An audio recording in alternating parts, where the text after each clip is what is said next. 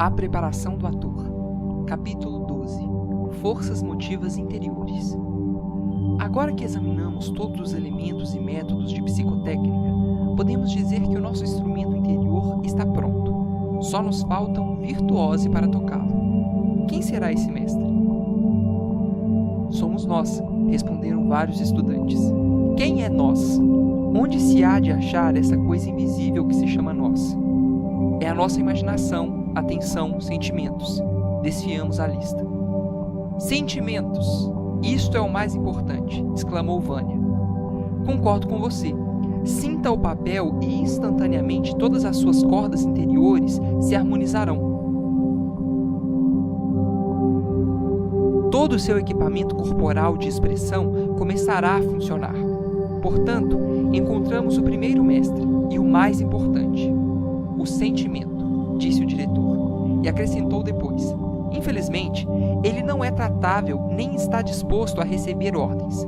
Como vocês não podem começar o trabalho a não ser que seus sentimentos funcionem espontaneamente, terão de recorrer a algum outro mestre. Quem é? A imaginação, decidiu Vânia. Muito bem, imagine alguma coisa e deixe-me ver o seu aparelho criador entrar em movimento. O que é que eu vou imaginar? Como é que eu vou saber? Tem de ter algum objetivo, alguma suposição. E onde vai consegui-los? Sua mente poderá sugeri-los, contribuiu Grisha.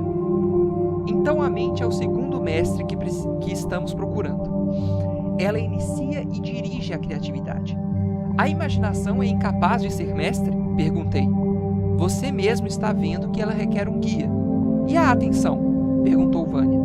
Estudemo-la. Quais são as suas funções?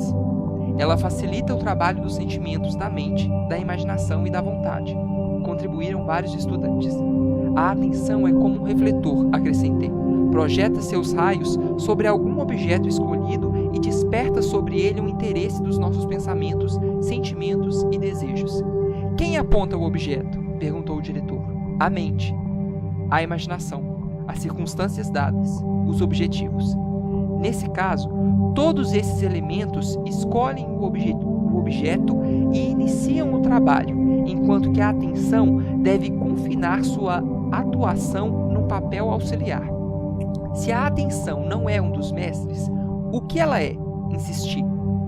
Em vez de dar-nos uma resposta direta, Tortsov propôs que subíssemos ao palco e representássemos o exercício do qual já estávamos tão cansados, o do louco. De início, os alunos ficaram calados, olharam uns para os outros e tentaram decidir-se a se levantar. Finalmente, um após o outro, nós nos erguemos e nos caminhamos lentamente para o palco, mas Tortsov nos deteve. Alegro-me por se terem dominado, mas agora tenham demonstrado força de vontade nos seus atos. Isso não basta para o que eu tenho em vista. Tenho de despertar em vocês algo de mais vivo, mais entusiasmático, uma espécie de vontade artística. Quero vê-los ansiosos por subir ao palco, plenos de excitação e animação. O senhor nunca há de conseguir isso de nós com este velho exercício, explodiu Grisha. Mesmo assim vou tentar, disse Tortsov, decisivo. Vocês sabiam que enquanto esperavam que o lunático foragido arrombasse a porta da frente, ele, na realidade, se esgueirou pela escada dos fundos e está esmurrando a porta de trás? É uma porta frágil. Se ceder, o que farão nessas novas circunstâncias? Decidam. Os alunos ficaram pensativos, com toda a atenção concentrada, enquanto consideravam o problema e sua solução, a armação de uma segunda barricada. Depois corremos para o palco e o trabalho ferveu. Tudo muito parecido com os primeiros tempos do nosso curso, quando representamos pela primeira vez esse mesmo exercício. Tortsov fez a seguinte súmula. Quando sugeri que representassem este exercício, vocês tentaram forçar-se a fazê-lo, a contragosto, mas não conseguiram obrigar-se a sentir excitação. Então, introduzi uma nova suposição. Sobre essa base, vocês construíram para si mesmos um novo objetivo. Essa nova vontade, ou vontades, era de caráter artístico e injetou entusiasmo no trabalho. Agora, digam, Quem foi o mestre que tocou o instrumento de criação? Foi o Senhor, decidiram os estudantes. Para ser mais exato, foi a minha mente, corrigiu Tortsov. Mas a mente de vocês pode fazer o mesmo e ser, na sua vida psíquica, uma força motiva para o seu processo criador. Provamos, portanto, que o segundo mestre é a mente, ou intelecto, concluiu Tortsov.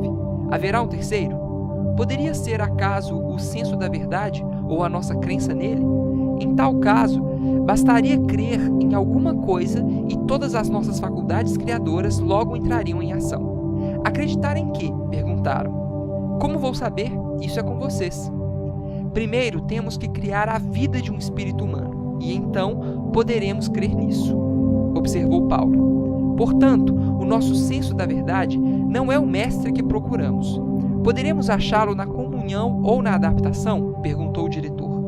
Para termos comunicação uns com os outros, precisamos ter pensamentos e sentimentos os quais trocar. Absolutamente certo. É as unidades e os objetos, foi a contribuição de Vânia. Isso não é um elemento. Representa apenas um método técnico para despertar desejos e aspirações interiores, vivos, explicou Tortsov. Se esses anseios pudessem pôr em ação o seu aparelho criador e dirigi-lo espiritualmente, aí, claro que podem, gritamos em coro. Neste caso, achamos nosso terceiro mestre, a vontade. Por consequente, temos 3 motores a impelir-nos em nossa vida psíquica. 3 mestres que tocam o instrumento de nossas almas. Como de costume, Grisha tinha um protesto a fazer. Alegou que até agora não fora acentuado o papel representado pela mente e pela vontade do trabalho criador, ao passo que ouvíramos falar muito em sentimentos. Você quer dizer que eu devia ter repassado os mesmos detalhes a propósito de cada uma das 3 forças motivas? Perguntou o diretor. Não, claro que não. Por que é que o senhor diz os mesmos detalhes? Replicou Grisha.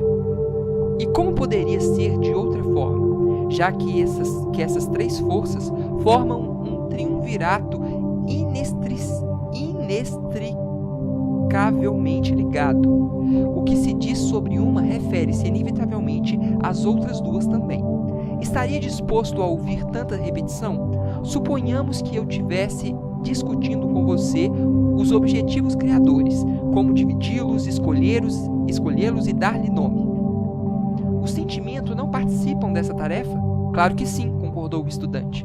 E a vontade está ausente? Perguntou Tortsov. Não, tem relação direta com o problema, dissemos. Então, eu teria de dizer praticamente a mesma coisa 2 vezes seguidas. E agora, o que me dizem da mente? Ela participa tanto da divisão dos objetivos quanto da sua designação, respondemos. Então, eu teria de repetir a mesma coisa uma 3ª vez. Vocês deviam me agradecer por lhes ter poupado a paciência e o tempo. Apesar de tudo, há uma ponta de justificação para a censura de Grisha. Confesso que eu me inclino para o lado emocional da criatividade e faço deliberadamente, porque estamos demais dispostos a excluir o sentimento. Temos, em suma, um excesso de atores calculistas e de produções cênicas de origem intelectual. Só muito raramente vemos uma criatividade verdadeira, viva, emocional. 2. O poder dessas forças motivas é acentuado pela sua interação. Elas se apoiam e instigam umas às outras. O resultado é que sempre agem ao mesmo tempo e em íntima correlação. Quando chamamos a atuar nossa mente, movemos do mesmo modo nossa vontade e nossos sentimentos. Só quando essas forças estão cooperando harmoniosamente é que podemos criar com liberdade. Quando um verdadeiro artista está dizendo o monólogo ser ou não ser, estará ele simplesmente expondo-nos os pensamentos do autor e executando o jogo de cena determinado pelo diretor? Ele põe no que diz muito da sua própria concepção de vida. Esse artista não fala pela pessoa de um Hamlet imaginário. Fala por si mesmo, como alguém colocado nas circunstâncias criadas pela peça. Os pensamentos, sentimentos, conceitos, raciocínios do autor são transformados em coisa sua. Tampouco é seu único propósito dizer os versos de forma a serem compreendidos. é-lhe necessário que os espectadores sintam sua relação interior com o que diz. Eles devem seguir-lhe a sua própria vontade e os desejos criadores. Aí, as forças motrizes de sua vida psíquica são interdependentes e unem-se na ação. Esse poder combinado é da maior importância para nós atores, e incorreríamos em grave erro se não o utilizássemos para nossas finalidades práticas. Disso decorre que temos de desenvolver uma psicotécnica adequada, e a sua base está em usar a interação recíproca dos membros desse triunvirato, não só para despertá-los por meios naturais, mas também utilizá-los a fim de agitar outros elementos criadores. Algumas vezes, eles entram em ação espontaneamente, subconscientemente. Nessas ocasiões favoráveis, devemos nos entregar ao fluxo da sua atividade. Mas o que devemos fazer quando não reagem? Nessas ocasiões, podemos voltar-nos para um dos membros do triunvirato, a mente, talvez porque reage mais facilmente às ordens. O ator toma os pensamentos contidos nas falas do papel e chega a uma concepção do que eles significam. Essa concepção, por sua vez, levá-lo-á a formar uma opinião sobre eles, que correspondentemente afetará seus sentimentos e sua vontade. Já tivemos muitas demonstrações práticas dessa verdade. Recordem o início dos exercícios com o louco. A mente forneceu a trama e as circunstâncias na qual ela estaria situada. Ambas as coisas criaram o conceito da ação e juntas atuaram sobre os sentimentos e a vontade de vocês. O resultado é que representaram o esquete esplendidamente.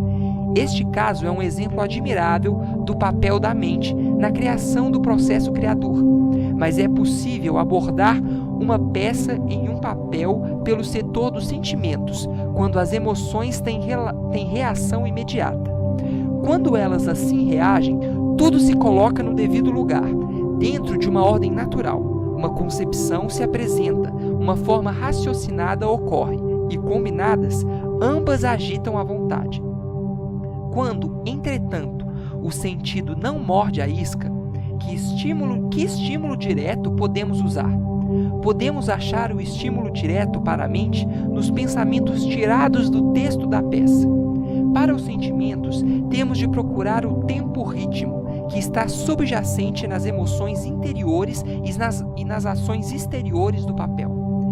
É impossível discutir agora esta importante questão, porque vocês precisam antes ter um certo preparo que lhes permita apreender com suficiente profundidade o que for significativo e necessário. Além disso, não podemos passar imediatamente ao estudo do problema porque nos imporia um grande salto avante, interferindo no desenvolvimento ordenado do nosso programa de trabalho. É por isso que deixarei de lado este ponto e abordarei o método de despertar a vontade para a ação criadora. Contrastando com a mente, que se deixa afetar diretamente pelo pensamento, e com os sentimentos que reagem imediatamente ao tempo-ritmo, não há estímulo direto com o qual se possa influenciar a vontade. E um objetivo, sugeri. Ele acaso não influencia o desejo criador e, portanto, a vontade? Depende. Se não for particularmente sedutor, não influenciará. Seria preciso usar meios artificiais para aguçá-lo, torná-lo mais vivo e interessante. Por outro lado, é verdade que um objetivo fascinante tem efeito direto e imediato, mas não sobre a vontade. Sua atração se exerce sobre as emoções. A gente primeiro se deixa levar pelos sentimentos. Os desejos são subsequentes. Portanto, sua influência na vontade é indireta. Mas o Senhor andou nos dizendo que a vontade e o sentimento eram inseparáveis, de modo que se um objetivo atua sobre um, afeta naturalmente o outro ao mesmo tempo, disse Grisha, aflito por assinalar uma discrepância. Tem toda a razão. A vontade e o sentimento são como Jano, têm duas caras. Às vezes a emoção está na ascendente, outras predomina a vontade ou o desejo. Por conseguinte, alguns objetivos influenciam mais a vontade que o sentimento, e outros acentuam a emoção, à custa do desejo. De um modo ou de outro, direta ou indiretamente, o objetivo é um estímulo magnífico que de bom grado utilizamos. Após uma pausa de alguns instantes, Tortsov prosseguiu. Os atores cujos sentimentos predominam sobre o intelecto, quando representam Romeu ou Otelo, acentuam naturalmente o lado emocional. Aqueles cujo atributo mais poderoso é a vontade, representarão Macbeth ou Brand, acentuando a ambição e o fanatismo. O terceiro tipo, inconscientemente, acentuará mais do que o necessário os matizes intelectuais de um papel como Hamlet ou Nathan der Weiss. É preciso, entretanto, não permitir que um dos três elementos, isoladamente, esmague qualquer dos outros dois, perturbando assim o equilíbrio e a necessária harmonia. A nossa arte reconhece todos os três tipos e, na sua obra criadora, todas as três forças representam papéis importantes. O único tipo que rejeitamos por ser excessivamente frio e calculista é o que nasce do árido cálculo. Houve uma pausa que durou algum tempo, e depois Tortsov encerrou a aula com a seguinte declaração: agora vocês são ricos, têm à disposição um grande número de elementos para utilizar na criação da vida de uma alma humana, num papel. É uma grande conquista, e eu os felicito.